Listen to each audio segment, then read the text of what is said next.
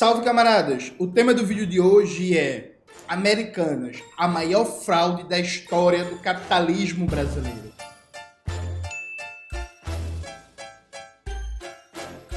Antes de começar propriamente o tema do vídeo do canal, quero muito agradecer a você que ajuda a manter e melhorar nosso canal a partir do Apoia-se. Seu apoio é fundamental para a gente continuar o nosso trabalho. Note, estava na semana passada, navegando pela internet e aí vi a notícia que os donos das Americanas vai ter um processo de reestruturação da empresa e eles vão voltar a controlar como se não tivesse acontecido, né? Então o Jorge Paulo Lema, o Beto Sucupira e o Teles vão voltar a controlar as Americanas como se fosse nada. A maior fraude da história do capitalismo dependente brasileiro. 40 bilhões de fraude contábil por baixo, milhares de trabalhadores e trabalhadoras das Americanas afetados, milhares de pequenos e médios fornecedores afetados, milhares de pequenos e médios acionistas afetados e nada acontece feijoada, né? O que mostra o poder da burguesia dos bilionários. Atenção, viu, gente? É a burguês, viu? Bilionário, dono dos meios de produção. Não é você que tem um Renault Clio. Você não tem um PlayStation 5, eu sou burguês. Não, pô. Não, gente que é bilionário, gente que manda, gente que pega o telefone e liga pro ministro do STF, liga pro ministro do Executivo, e liga pro presidente da Câmara, pro presidente do Senado, pra não sei o quê, e manda. E molda as instituições de acordo com seus interesses, né? Que tá ali manobrando o poder nas sombras e às vezes nem tanto nas sombras, né? Essa galera conseguiu se livrar. Eu acompanhei durante um ano todo o caso das Americanas e eu não gravei nenhum vídeo no canal porque eu julguei que a cobertura que o ICL tava fazendo tava muito boa, tá ligado? Eu acompanhei a cobertura do ICL sobre o caso do Eduardo Moreira e, sei lá, se você colocar no YouTube ICL, fraude das Americanas, tem uma porrada de vídeo. O Eduardo Moreira fez uma cobertura ótima sobre o tema, falando inclusive da relação dos bandidos, que é isso, bandido, né? Dos bandidos que fraudaram as Americanas, causando um prejuízo para milhares de pessoas, o envolvimento deles com a privatização da Eletrobras, né? O envolvimento, inclusive, desses bandidos, principalmente do Jorge Paulo Lema com o MEC. O Jorge Paulo Lema manda no MEC, né? Tem um vídeo no canal aí sobre o tema, bota na tela, Maxwell. Então os caras cometeram a maior fraude da história do capitalismo brasileiro e continuam mandando no MEC, continuam com controle da Eletrobras e nada aconteceu até agora, né? Então eu julguei que a cobertura do ICL estava boa, que eu não precisava gravar um vídeo direto e também acompanhei bastante a cobertura do Ciro Gomes, né? O Ciro Gomes, na newsletter dele, no boletim de notícias, falou muito sobre o tema, abordou de maneira muito boa também. Eu tenho muito mais concordância, inclusive, com a abordagem do Eduardo Moreira do que da do Ciro Gomes, né? Mas ambos conseguiram dar atenção, dar constância. Porque, veja, debater um tema, ajudar que ele tenha visibilidade, não é falar uma vez na vida e Sara morreu, não, viu? É ficar debatendo, é ficar falando, é ficar agitando, é não deixar esquecer. Aí quando eu vi essa notícia que os caras vão voltar a controlar as Americanas como se nada tivesse acontecido, eu fiz assim, meu irmão, vou gravar um vídeo no final de ano pra dar minha modesta e humilde contribuição, né, para o tema não morrer, não perder visibilidade, fazer uma homenagem também à cobertura do Eduardo Moreira e do Ciro Gomes, que tiveram um papel importante em levantar essa temática que é central na luta de classes nesse 2023, né? Então vamos aqui fazer um reactzinho rápido do Ciro e do Eduardo Moreira. Selecionei 2 vídeos de cada um para a gente acompanhar aqui. Vamos lá. Por quê? Porque a mídia sumiu. E como é que não podia sumir? Não pode sumir por 2 razões. Uma particular do assunto e a outra geral. Particular do assunto. Deixa eu dar os números para vocês aqui que estão todos na newsletter. Veja bem. As lojas Americanas é o maior escândalo, o maior estelionato, a maior fraude da história do capitalismo brasileiro. E olha que o capitalismo brasileiro é caracterizado pelo escândalo e pela roubalheira. Pois bem, este é o maior da história e é um dos maiores do mundo. Eu sou um cara viajado, sei como é que as vidas é. Conheço os números da mais extensa crise da história do capitalismo mundial, que é a crise de 2008, em termos de valores, não é? Embora a crise de 29 tenha sido mais extensa, mais explosiva, mas essa crise... Pois bem, se você pegar os valores envolvidos na crise de 2008 nos Estados Unidos, o escândalo das Americanas está ali no top 10, está entre os 10 maiores. Sabe por quê? Pelo valor. Sabe qual é o valor? 40 bilhões com B de bola de reais. 20 bilhões de fraude na contabilidade e 20 bilhões de calote nos 9.000 e tantos credores, eu tenho um número exato. Essa coisa é muito interessante, né? Porque até então, os donos das Americanas, né, de um amplo grupo de investimento que tem ligação com setor de produção alimentícia, bebidas, educação, tecnologia e por aí vai, que você imaginar, eles eram mostrados como, né, os self-men, né, os caras do capitalismo brasileiro, um capitalismo moderno, avançado, com investidores arrojados que gostam de correr risco, tá? O exemplo do capitalista, né? Aí vem cá, peraí. Como diria o Ciro Gomes, né? Pera um pouquinho. Aí os caras são os pica da galáxia da administração, os CEO, né? Os CEO, foda. E aí tem uma fraude de bilhões na contabilidade da empresa, eles não sabiam não, né? Sabia de nada, né? Quem sabia era eu, né? Quem sabia era Cook, que jogava no Náutico, né?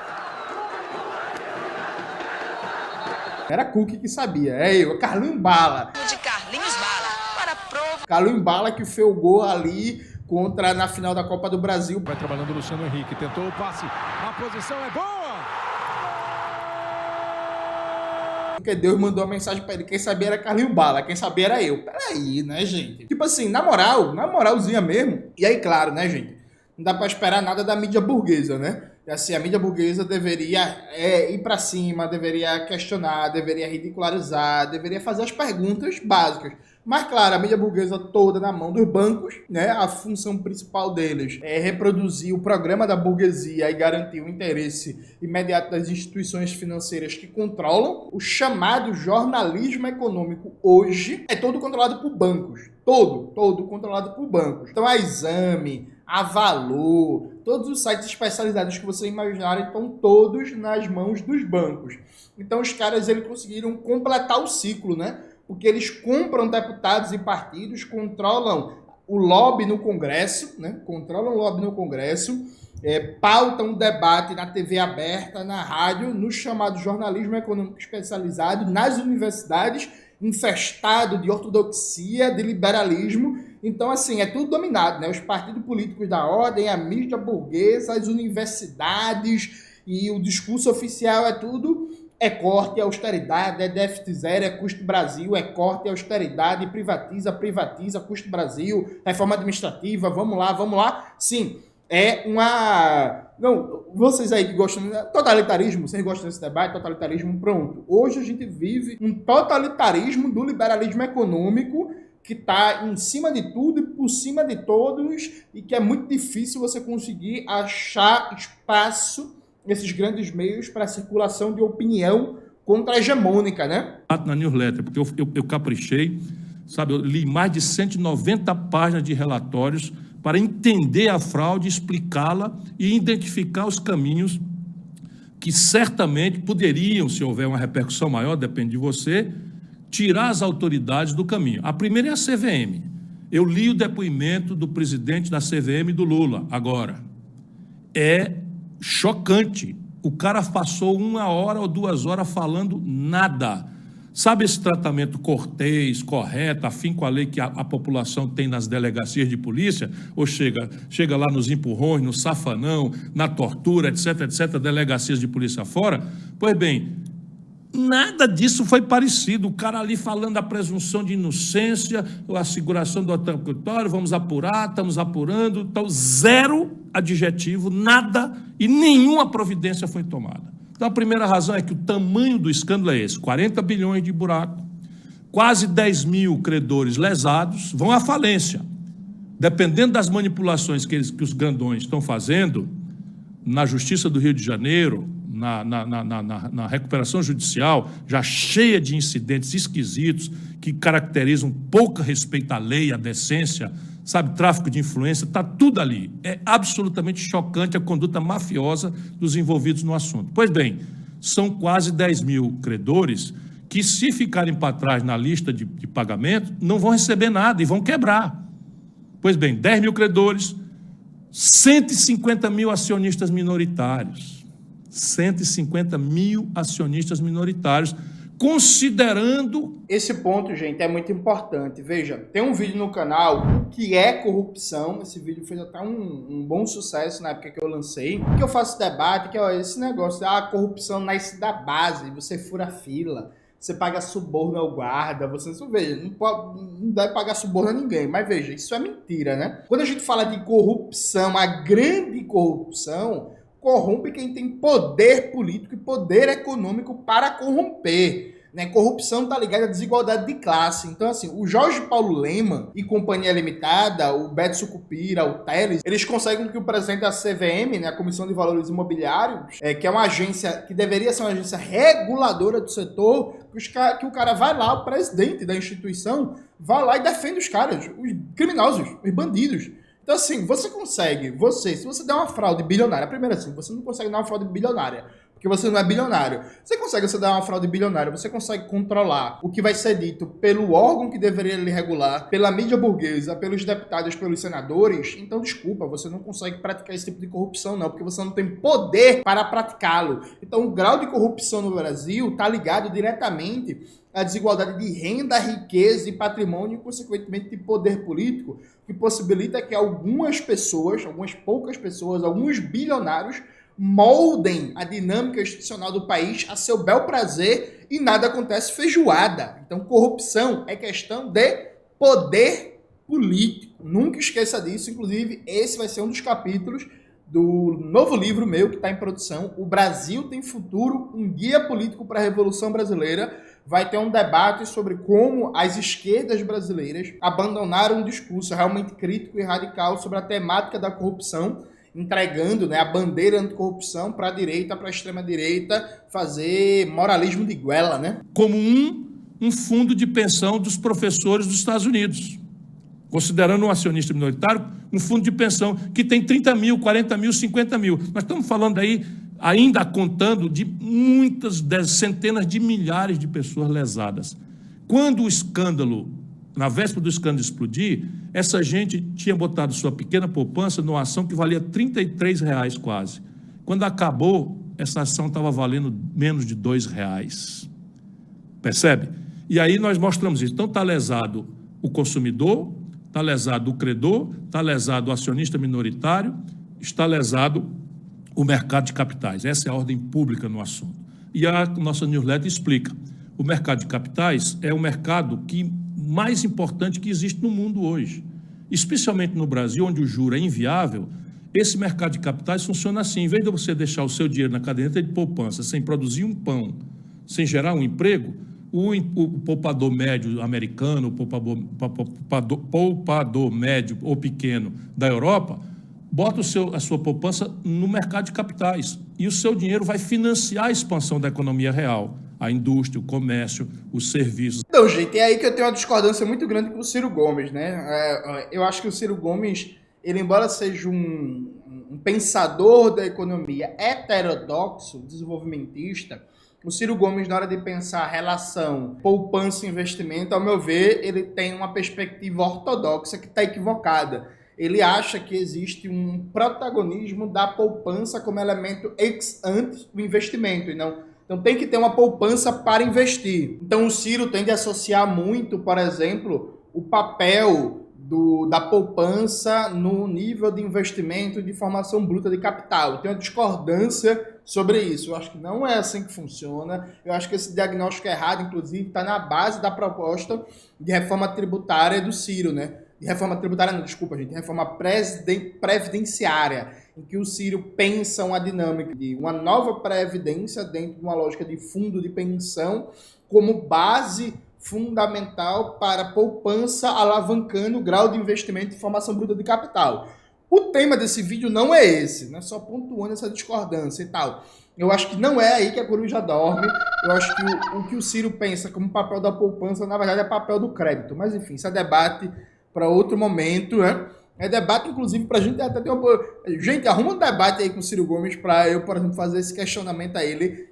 O exemplo da China, só para dar um dado, né, chamativo no mundo atual, o grau de investimento da China não depende do nível de poupança, depende, isso sim, do controle majoritariamente público do sistema de crédito, né, e a subordinação do sistema de crédito é uma estratégia de desenvolvimento de longo prazo que coloca crédito disponível para os objetivos estratégicos de desenvolvimento das forças produtivas. Mas isso é debate para outro momento, e isso não tira o mérito que o Ciro Gomes teve, né, de acompanhar muito de perto essa questão das americanas. A inovação tecnológica e o lucro remunera o poupador mais do que o juro da caderneta de poupança, por exemplo. E isso é o que explica a pujança das economias, é o financiamento que não está obrigado a garantia, que não está obrigado a coisa. Mas para isso funcionar tem que ter confiança. E a confiança só vem com duas pernas. Uma, regulação firme, e 2, punição para as fraudes. Pois bem, os cavalheiros Jorge Paulo Lema, se a nossa newsletter dá o nome aos bois, Jorge Paulo Lema, Teles e Beto Sicupira fizeram um desserviço, destruíram a confiança mínima que alguém pode ter no sistema de poupança popular associado ao investimento produtivo. Por isso a Bolsa de Valores brasileira não é uma Bolsa de Valores, é um cassino e também não tomou providência nenhuma. Por quê? Porque a nossa newsletter levanta, lê lá, você vai ver, você vai ficar chocado. Deixa eu só terminar essa coisa aqui. A nossa newsletter mostra o seguinte, que a partir de novembro de 2021, essa fraude começou em 2015. A partir de novembro de 2021, os 3 donos, Teles, Sicupira e Lema, começaram a sair fora, começaram a sair de fininho, vendendo ações, mudando, fazendo uma fusão, o que é uma indicação clara de que eles estavam sentindo que o negócio ia papocar, que ia explodir, papocar, como a gente fala, explodir aqui no Ceará, e eles queriam fazer o que estão fazendo hoje, fazer de conta que 40 bilhões de fraude aconteceram na empresa deles, sem eles saberem. É que nem o Lula nunca sabe de nada. E agora, meu povo, vamos ver, né, a contribuição do Eduardo Moreira, selecionei esse trecho aqui curto, rápido, para a gente ver como é que o Eduardo Moreira explica a questão. Deixa eu dar uma aumentada aqui. Bilionários, né? O Jorge Paulo Lema, o Marcel Teles e o Beto Sicupira, eles foram beneficiados direto do começo ao fim dessa fraude. Porque qual que é o grande esquema dessa fraude, gente? Duas principais maneiras que as pessoas se beneficiam. Primeiro, inflando o preço da ação. Porque quando você infla o preço da ação, vamos supor o seguinte, a gente tem uma padaria, tá? A gente tem uma padaria. Se a padaria, a gente precisa de 50 mil reais, a gente está precisando de 50 mil reais para investir na padaria, se a padaria vale 200 mil reais, eu preciso abrir mão de 1/4 da padaria só, para poder captar esses 50 mil reais. Então eu vendo 1/4 da padaria em torno de 50 mil reais. Só que se a padaria vale 500 mil reais, eu só preciso abrir mão de 10% da padaria para captar os mesmos 50 mil reais. Então, o acionista, o dono do negócio, quando ele infla o preço da ação, ele abre mão de menos do que ele tem para poder trazer a mesma quantidade de dinheiro. Então, diretamente, esses caras foram beneficiados porque inflaram o preço da ação. É claro, isso qualquer pessoa, não precisa entender de investimento, precisa entender de ação. Gente, veja, isso que o Eduardo Moreira está falando é quase que um esquema de pirâmide. Porque imagine, né, você frauda os resultados contábeis da empresa. Você diz que a empresa deu um lucro 40% maior do que, na verdade, ela deu. Isso vai fazer com que o preço das ações da empresa dispare. Com o preço das ações disparando, você tem mais investidores. Com mais investidores, né, você consegue continuar pagando, distribuindo lucros e dividendos e tal, apresentar uma espécie de, a empresa está muito saudável financeiramente, a empresa está muito bem e tal, e você vai fazendo um esquema pirâmide, pô. Vai fraudando, e aquela falta de caixa, né, porque você está fraudando os resultados financeiros da empresa, é compensado no imediato com uma entrada crescente de novos investidores, de novos acionistas, né, que estão ali colocando seu dinheiro, porque, inclusive, os bancos, os fundos de investimento, os orientadores de investimento estão dizendo assim, meu irmão, compre ações das americanas, que ali é lucro garantido, pô, ali tá bem demais, tá crescendo, o retorno é certo, e por aí vai. Então, assim, meu irmão, é um esquema pirâmide. Na moral, deixa eu dizer uma parada pra vocês. Esses caras são bandidos. Mas você vai ficar puto, vai dizer que não é pra eu falar isso não, porque eu posso ser processado. Mas esses caras são bandido, mafioso, bandido. Esse que é o bandido de verdade, pô. É os caras que é bandido, que fudeu a vida de milhares de trabalhadores e trabalhadoras da Americana, que fudeu a vida do pequeno investidor, daquele que comprou ações nas Americanas, achando que, pô, vou comprar uma ação aqui, vou ter um retornozinho, vou comprar um carro depois, vou fazer uma viagem, vou reformar minha casa, vou pagar o estudo do meu filho, da minha filha, sabe? Lascou, fudeu milhares de pequenos fornecedores, aí os caras prejudicam trabalhador, prejudica pequeno investidor, prejudica pequeno e médio fornecedor, bandido da pior qualidade, não acontece nada com eles, aí não acontece nada com esses bandidos, porque é isso, repito, eles são bandidos, aí os caras promovem a maior fraude da história do capitalismo brasileiro, continua mandando no MEC, porque o Jorge Paulo Lema manda no MEC, bota de novo, Maxwell, o vídeo na tela, por favor. Então os caras promovem a maior fraude da história do capitalismo, a privatização da Eletrobras é um negócio escandaloso, cheio de irregularidades, cheio de mal feito, e continua mandando a Eletrobras. Bandido de verdade é esse, é bandido burguês. É bandido que rouba, é bandido que faz que as pessoas se matem porque tem desespero, porque leva as pessoas à falência, ao desemprego. Então, galera, tem sua vida destruída, morre, se lasca e os caras estão aí, bem e tal. E daqui a 2 anos, ou até menos, vão voltar a desfilar, a ser considerado exemplo de empresário, exemplo de investidor. Não é porque ele faz caridade, que ele faz filantropia, tá ligado? Mas é bandido. Isso que é bandido de verdade, tá ligado? Esse que é o bandido que você... Esse bandido você deveria ter medo. Porque não é bandido de esquina. Ah, bandido de esquina te rouba um celular. Beleza, o bandido de esquina te rouba um celular. Esse bandido te rouba muito dinheiro. O bandido de esquina pode ser que seja pego, pode ser que pegue o celular de volta. Agora vai tentar pegar o dinheiro que o Lema, do Sucupira e o Teles te roubaram? Vai tentar pegar de volta para ver se tu consegue? Esse é o bandido de verdade. O cara não colocou uma fraude de 50 bilhões no balanço, durante esse período todo a ação ficou valendo mais do que ela valia. E eles são os beneficiários diretos, os donos da empresa, os 3 maiores donos da empresa. Essa é a primeira coisa. E a segunda coisa é o seguinte, eles, com essa empresa que demonstrava uma capacidade que eles não tinham financeira, eles captavam muita dívida e pegavam dinheiro emprestado. Esse dinheiro emprestado, eles transformavam nessa mágica da fraude em lucro que não existia e distribuíam para eles também. Então era uma maneira do dinheiro da dívida virar dinheiro no bolso dos acionistas. Então o envolvimento, galera, é direto. Não é indireto, não é que ele não sabia, é direto, é na veia. Agora pense, gente, os caras envolvidos diretamente no maior escândalo da história do capitalismo brasileiro, e é isso mesmo, estão mandando na Petrobras, quer dizer, desculpa, na Eletrobras, estão mandando no MEC, nada mudou, é isso mesmo. Eu mostrei no vídeo do canal que o Jorge Paulo Lema, depois de ser revelado a fraude das Americanas, conseguiu um contrato milionário com o MEC, gente. É isso mesmo, é? E aí, veja, aqui eu quero até dar uma informação de bastidor para vocês, né? Eu tenho amigos conhecidos em vários partidos, em várias organizações. Aí, quando rolou isso, né? Eu liguei para um amigo meu, que é dirigente do PT, aqui de um estado do Nordeste, que eu não vou falar qual é o estado, porque isso aí pode ficar... Enfim, a galera pode tentar ligar os pontos e descobrir quem é. Falei assim, fulano, na moral, e agora o bagulho da Eletrobras? Agora dá para ir para cima, né? Porque, porra, os caras que assumiram o controle da Eletrobras na privatização do governo Bolsonaro estão diretamente envolvidos na maior fraude da história do capitalismo brasileiro. Não é possível. Inclusive, quando a fraude estourou, na época, o BTG Pactual, o Bradesco, estava puto com os caras, porque levou parte do prejuízo, né? Então dava até para, entre aspas, criar uma frente única para fuder o Lema e Companhia Limitada, né? Que tinha até uns banqueiros meio puto. E aí depois o banqueiro não estão mais puto, porque o governo federal, o Estado brasileiro, assumiu a dívida com os banqueiros.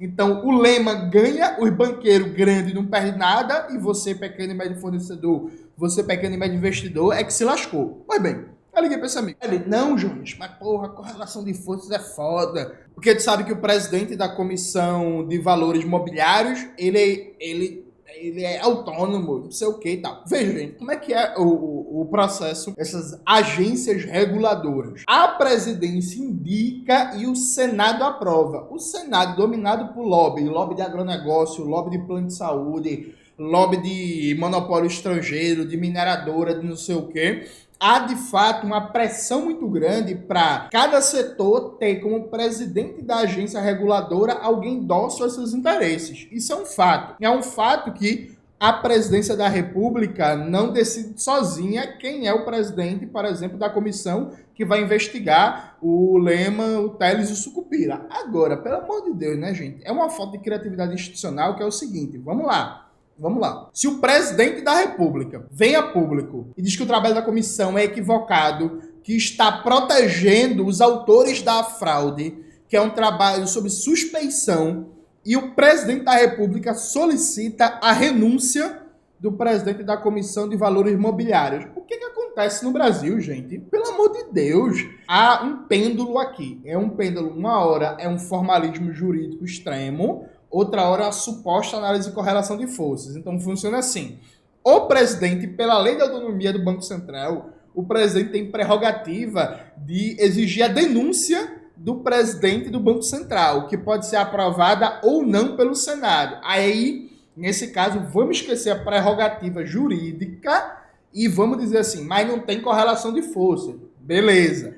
Aí, no outro caso, né, no caso do presidente da Comissão de Valores Imobiliários, né, a CVM, aí, não, vamos ficar preso apenas à dimensão do formalismo jurídico. O presidente indica, mas é aprovado pelo Senado. Então, o presidente da agência reguladora responde também ao Senado. Não, beleza. Nesse caso, é só o clima jurídico.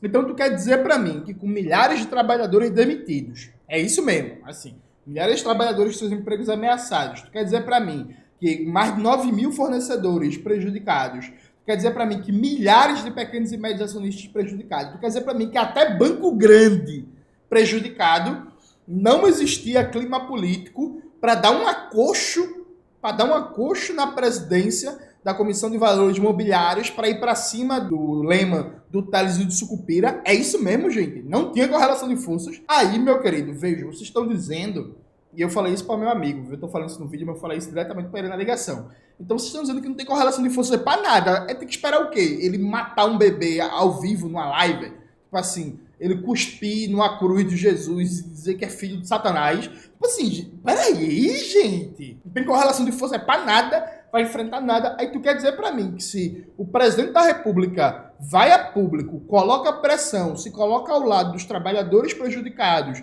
dos fornecedores prejudicados, é isso mesmo? Não tem correlação de força para nada? Porra, gente, de verdade, sabe? É inacreditável, porra. É inacreditável. É inacreditável como se justifica no Brasil todo tipo de inação. E a galera fala que é conjuntura, né? Que análise. Mas que análise é essa? Quais são os elementos que sustentam? Ele tem muita força para abafar. Não tem força para abafar na mídia, de fato. Mas será que ele ia conseguir abafar com o presidente entrando diretamente na jogada, de verdade? Tipo assim, porra, gente, não dá, né? O caso das Americanas, em resumo, foi mais uma oportunidade perdida em 2023. Esse era o momento de ir pra cima desses caras com tudo, e aí, depois que eles estivessem na parede, aí se quisesse negociar, negociava. Só que os termos da negociação vamos tomar a Eletrobras de volta. Aí beleza, percebe? Foi uma oportunidade perdida, uma oportunidade de ir para cima dos caras com tudo, criar um clima de tensionamento, de enfrentamento político gigantesco e negociar em cima da retomada da Eletrobras.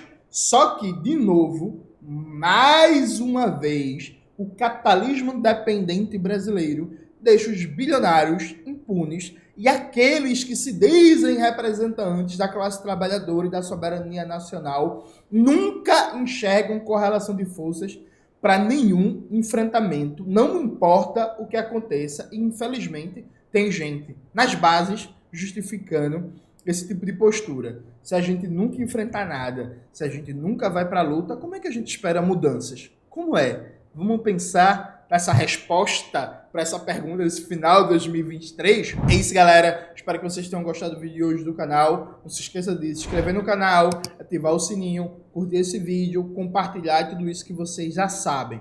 Um beijo e até a próxima.